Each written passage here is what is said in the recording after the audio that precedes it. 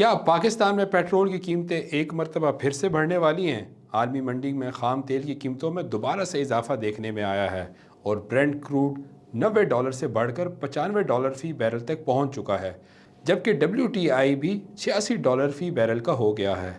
اس اضافے کی بڑی وجہ کیا ہے؟ امریکہ اور ایران کے درمیان مذاکرات کا دوسرا دور اب تک شروع نہیں ہو سکا اور یہی غیر یقینی صورتحال تیل کی قیمتوں کو اوپر لے جا رہی ہیں۔